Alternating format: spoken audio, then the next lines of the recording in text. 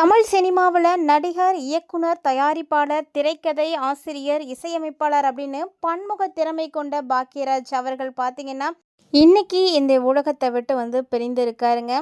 அதாவது பாக்யராஜ் அவர்கள் பார்த்தீங்கன்னா இந்திய திரைத்துறையில் திரைக்கதை மன்னர் அப்படின்னு புகழப்படக்கூடியவர். பல மெகா ஹிட் படங்களை இயக்கிய அவர் பார்த்தீங்கன்னா நடிகரும் கூட. ஸோ இப்போது சினிமாவில் இருந்து கொஞ்ச நாள் ஒதுங்கி தான் இருக்காரு. அவருடைய தன்னுடைய குடும்பத்தோடு நிம்மதியாக வாழ்ந்துட்டு இருந்தார். இந்த நிலையில் அவருக்கு உடல்நிலை சரியில்லாதது காரணத்தினால இன்னைக்கு பார்த்தீங்கன்னா உயிரிழந்திருக்காரு. ஸோ அவருடைய உயிரிழப்பு பார்த்தீங்கன்னா பெரும் அதிர்ச்சியை எல்லாருக்குமே ஏற்படுத்தியிருக்கு.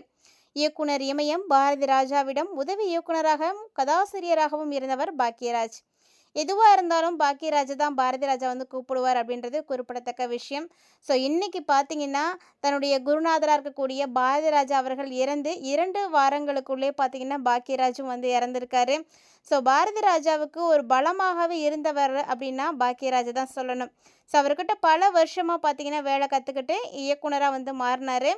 மேலும் அவர் இயக்கிய பெரும்பாலான படங்கள் பார்த்திங்கன்னா மெகா பிளாக் பாஸ்டராகவே மாறிச்சுன்னு சொல்லலாம். பாக்யராஜ் போட்ட ஒவ்வொரு விதைகளுமே ரொம்ப அற்புதமாக எழுந்திருந்தது. தமிழ் மட்டும் கிடையாதுங்க, ஹிந்தி உள்ளிட்ட பல மொழிகளில் இயக்குனராக ஜொலித்தவர் தான் பாக்யராஜ். யாருக்கும் எதுக்கும் எந்த ஒரு சூழ்நிலையிலும் காம்ப்ரமைஸே ஆகிக்கவே மாட்டாராம். தன்னுடைய பாணியில் ஏதாவது ஒரு விஷயத்தை செய்யணும், தனக்கு பிடிச்ச மாதிரி தான் ஒரு படத்தை எடுத்து ஹிட் கொடுக்கணும் அப்படின்னு நினைக்கக்கூடியவர்.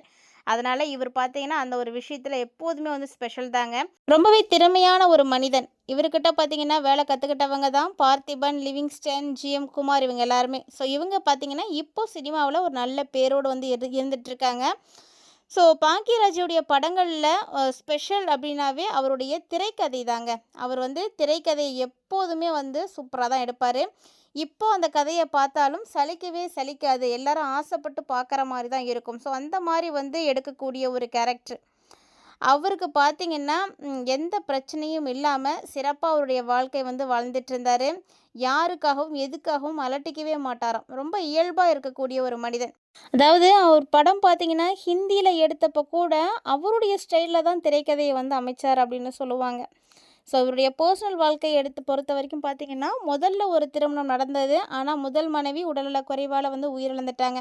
ஸோ அதுக்கப்புறமா தான் கொஞ்சம் காலம் கழித்து நடிகை பூர்ணிமாவை காதலித்து திருமணம் செய்துக்கிட்டாங்க. அவங்களுக்கு பிறந்தவங்க தான் சாந்தனுவும் சரண்யாவும்.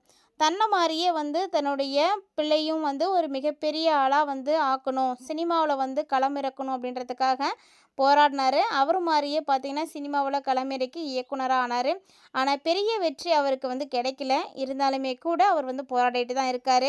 ஸோ இப்போ பார்த்திங்கன்னா 2 பேருமே சினிமாவில் இருந்து அவங்க ஒதுங்கிட்டாங்க. அதாவது பூர்ணிமாவும் சரி பாக்யராஜும் சரி அவங்க சினிமாவில் இருந்து வந்துட்டு அவங்களுடைய பர்சனல் வாழ்க்கையில் ரொம்ப சந்தோஷமாக வாழ்ந்துட்டு இருந்தாங்க. ஆனால் திடீர்னு பார்த்தீங்கன்னா இன்றைக்கி அவருக்கு மாரடைப்பு ஏற்பட்டு அவர் காலையிலே பார்த்தீங்கன்னா உயிரிழந்திருக்காரு.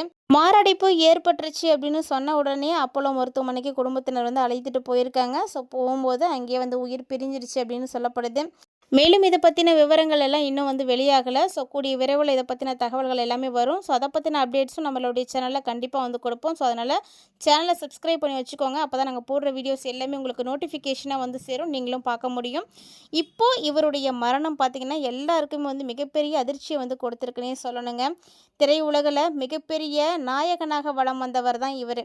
திரைத்துறையில் திரைக்கதையினுடைய மன்னன் அப்படின்னு எல்லாருமே கொண்டாடி இருக்காங்க. ஸோ அந்த அளவுக்கு அவருடைய கேரக்டர் ரொம்பவே சிறப்பாக இருக்கும்.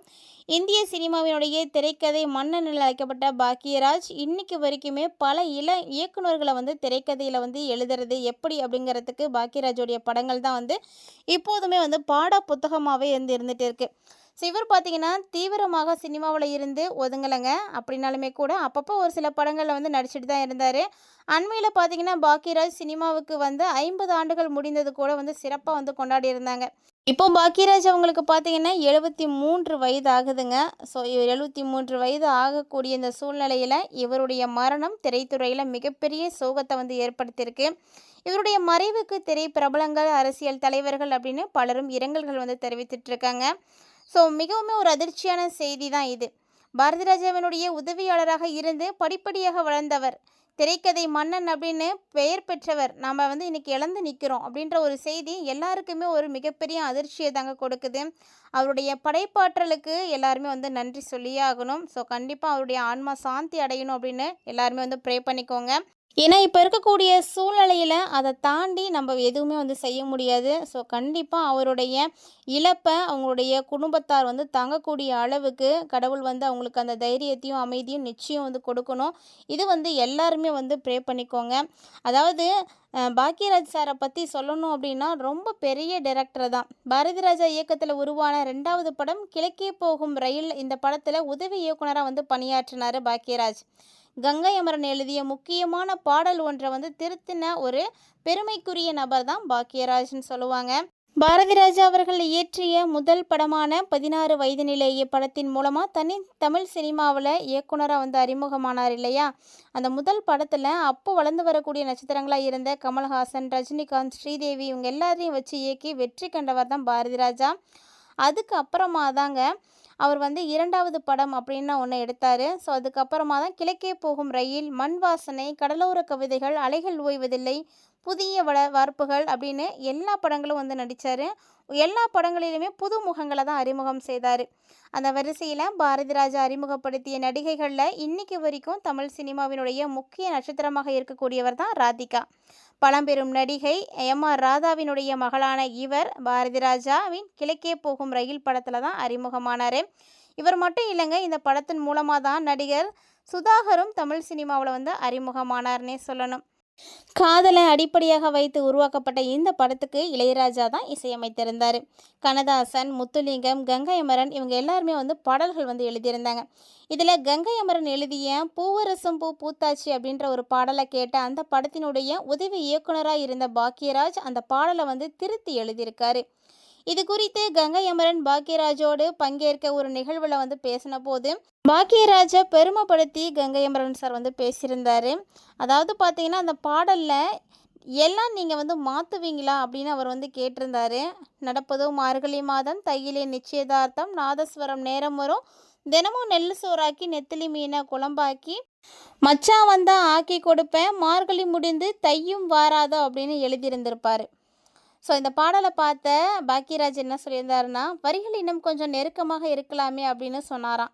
ஸோ அதை கேட்டுட்டு கங்கை அமரன் சார் என்ன பண்ணியிருக்காரு அப்படின்னா, அதை கண்டிப்பாக மாத்திரன்ற மாதிரி பேசியிருப்பார் போல இருக்குது. ஸோ இதை கேட்ட பாக்யராஜ், இல்லை நீங்கள் சரியாக தான் வந்து எழுதியிருந்தீங்க, மச்சான் வந்தால் ஆக்கி கொடுப்பேன், மார்கழி முடிந்து தையும் வாராதோ அப்படின்னு எழுதியிருந்தீங்க. ஆனால் கல்யாணம் ஆகி இதை பண்ண வேண்டும் அப்படின்னு பவித்திரமாக நீங்கள் சொன்னீங்க.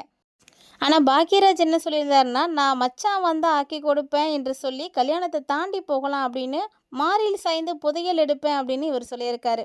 ஸோ நீங்கள் திருத்தம் சொல்லி நான் எழுதின பாடல் இதுதான் அப்படின்னு கங்கை அமரன் வந்து காட்டியிருக்காரு. ஸோ அந்த அளவுக்கு பெருமைமிக்க நபர் இன்றைக்கி வந்து இழந்து திரையுலகமே வந்து கலங்கிட்டு இருக்காங்க.